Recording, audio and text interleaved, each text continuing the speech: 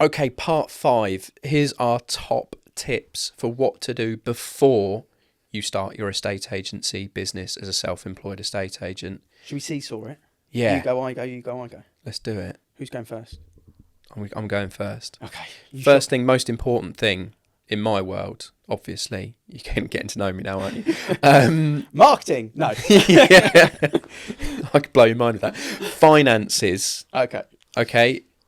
When you go through a career and you earn more and more and more money, as you hopefully are as an employee, generally your costs follow your income. Yeah. So you don't actually get any wealthier. Yeah. It's just every time you get a pay rise, you get a nicer car. Every time you get a pay rise, you add Netflix accounts or another Sky Puck into your house, etc., etc. More money, more debt. More money, more debt, more money, more costs, a bigger house, blah, blah, blah. Yeah. When you're going to become a self-employed estate agent, you need to understand, firstly, it is unlikely you're going to be paid in the first 4 months. Likely that you won't get paid within 6 because of the time it takes, the average time it takes for a listing, to find a listing, to get that listing, to list that listing, sell that listing and complete on that listing without it falling through. What do you reckon the avocado average is? About 5 months? I can tell you. To earn something? Yeah, it was between 4 and 5 months. Yeah. Okay. So you have to look at what your costs are. Yeah. And what you can bring that down to and how much money you have to sustain yourself. And everybody is different. Mm-hmm. You and I were, in some strange, perverse way, we were lucky that we launched the business when COVID was a big thing. Yeah. So we didn't really have to knock off budget for going out and eating out and holidays because none of it was a thing. Yeah.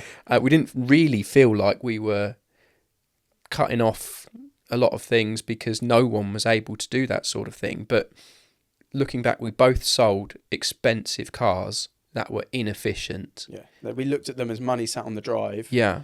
There was an ego purchase that we didn't need. So we downsized our cars and banked the money to make it secure for our family, effectively. Exactly. We did all of those things. We looked at what the family income was, how long we could be supported on families. We're both married. Both of our wives were very supportive of us doing that. And they became, frankly, the main earners within the house to do that. So other partners who have joined us, very expensive golf club memberships that they're not willing to give up because they feel like that is an absolute necessity to them. Mm-hmm. So they will write their finances in a different way and have the need to have more money in the bank because their month-to-months are there. As long as you planned it, that's fine. If you haven't planned it and you live like you're already making £150,000 a year, you're going to come in with a shock. Yeah. When we spoke with the business coach, Peter Laverdos, and we were down the line then, but it still resonates with me, is there's 2 ways of looking at it. If you want to start a self-employed business, you want to start your self-employed agency business, what he would say is, how much more money do you need to earn in order to have the excess money to save for it? Now, if you're employed, that's a really difficult scenario because you can't just go, I'm going to earn more money unless you go in and have a conversation with the owner and get a pay rise. But as a business owner, you can go, right, what more do we need to earn this year to live the life that we want?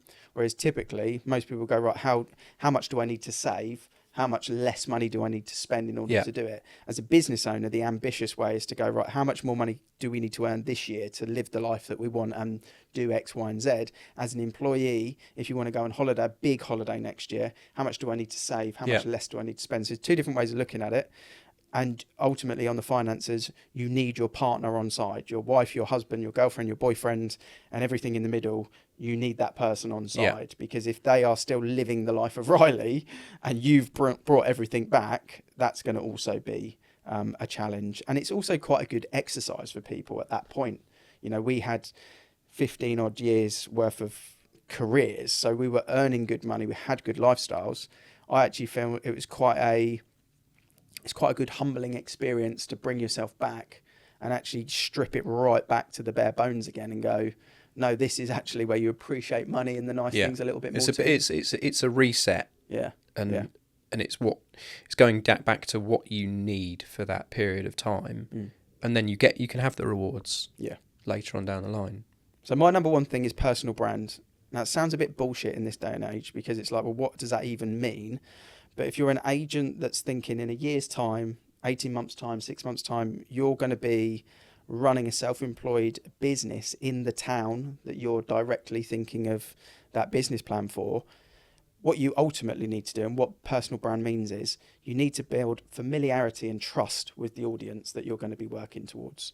So there's a load of different ways you can do that, through Facebook groups, through different social events that go on in the local community, by doing educational videos or advisory videos. There's loads of stuff that you can do while still being employed or still doing what you're doing, but you need to be familiar. Mm-hmm. That's the ultimate part of it. That's what personal branding means. I'm familiar and trusted. And if you've got a really good personal brand, then those two boxes are ticked. So if you want to know more about how you can do that, there is some strategic things that we sometimes advise people. We're happy to help, but you need to build your personal brand ultimately, which means you need to be more familiar and trusted in your community. Yeah. What's your next one? Education. Vital. Neither of us walked away from school particularly well educated. I got a B at maths in GCSEs. Solid. Well done. I got an A. Thank you. That's where you do the numbers. But the qualifications are very low. When I talk about education, I'm not saying go back to school, go back to university to learn anything, but do your learning about what you're going to do whilst you're still being paid. Yeah. Don't quit the job and then start having to learn all of the things you're going to need to know to run your own business. It might shock people, but when you run your own business, you're probably only 20% an estate agent and 80% a marketer, accountant, tea boy, runner, fly swatter. I got it. I'm assuming while you were talking, the camera's on you, so I thought I could get away with it. No, you brought it back to me. I've killed you. Yeah. That is one dead fly. But 20% of what you do will probably be estate agency, and 80% of your thinking, your brain capacity, will be taken up by other stuff. As a brokerage, we try and take the majority of that off you, because you don't have to run a website, you don't have to deal with account managers, you don't have to deal with phone systems, all of that bullshit that goes around running a business. We try and take that pressure off you, but still on the how your business runs is still on you. Yeah. I think it's a great point. I think it's a really good tip that people need to think about, is learning, education, what they need to know they don't know, and then when you bring that into the business when you start, it makes everything much easier. Doing business, having the pressure of bringing in turnover and learning on the job will inevitably happen. But if you can do 40% of it before, 80% of it before, any percentage of it before, it's definitely going to help. Yeah. Did you know you can be qualified in Google? I did, Google Clint, part of the Avocado squad. But exactly. So you can do a qualification in Google to learn how Google works. How much does it cost? Nothing. 0. Unbelievable. Yeah. But do that before you start, rather than starting, realising you get absolutely nothing from Google and then wondering why. Mm-hmm. As an example.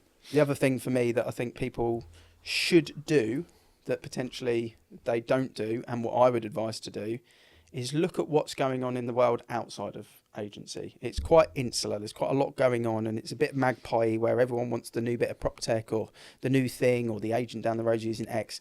Don't worry about all of that stuff, because we are a little bit slow at adopting some of the new stuff. So what's going on outside of the world? What's Coca-Cola doing? What are Nike doing? What's Under Armour doing? What's Apple doing? What's Google doing, as you mentioned it there? What are Tesla doing? What are Nando's doing? All Tesco, of these, Domino's, all of these things. What's going on with these big brands out there? And just rather than just absorbing the content, take a step back and go, why has that happened? And when you unravel that, why is that why have I just been served that advert? Or why have I just seen that video or that post? Or why has that just gone into my email inbox?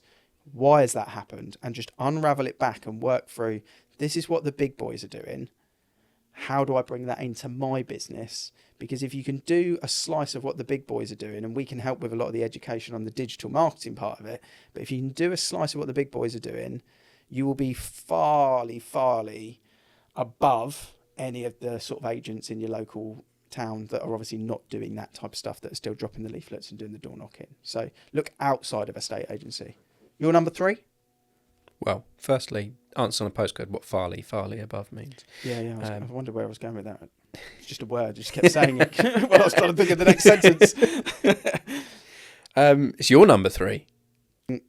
Talking to people that are doing it, not talking to me and you necessarily, but talking to avocado agents, not talking to the main people at the different self-employed models, talking to the actual self-employed agents that are doing it. You can do that way before you decide to start, and they will give you the good, the bad, and the ugly. Yeah. Directly without a sales pitch on what it's like being a self-employed agent. And I think the more of those conversations you have with people, then the more equipped you are to know what you need to do prior to the big launch or the big commitment to rolling it out. And most of those self-employed agents are going to be very open to do it.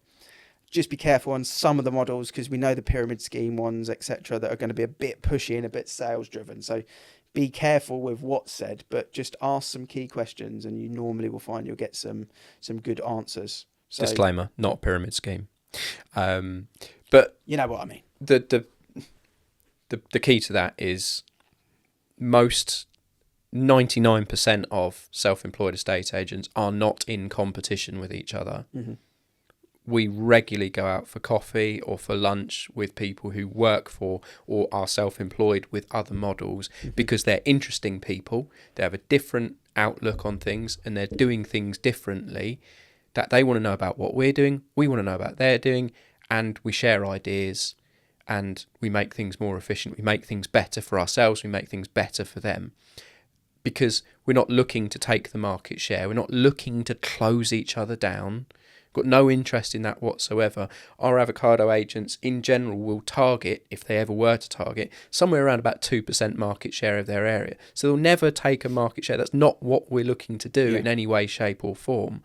So if there's an EXP, a Keller's, an Avenue, an Agency UK agent in the same area as one of our agents, the minimum expectation we've got is that our agents are DMing them and checking in on them, seeing if they're okay, how they're getting on, what's going well, what's not going well, and potentially making recommendations to each other to actually collaborate rather than compete. There's a lot of power in that. I think we did a workshop session recently. People got more value from the workshop session than any of the others. Harder to say than you think that. Structure. Seashells on the seashore. But that workshop session was really, really helpful, because people were actually having the conversations with other people doing the same stuff. So definitely worth talking to self-employed agents. And they are, I think, our top 3 reasons or things that you should do before starting self-employed agency. In the next one, in part 6, that was part 5, we're going to talk about why people fail. In our view, why people fail. And we're fortunate that at Avocado we've got a really low failure rate, but not all of the self-employed industry does. I think it looks like about 6 out of 10 people don't make it through the first year across the rest of the models. So we're going to talk about why we think that happens and why it's happened with a couple of people, with ourselves as well. So that's part 6. Check it out.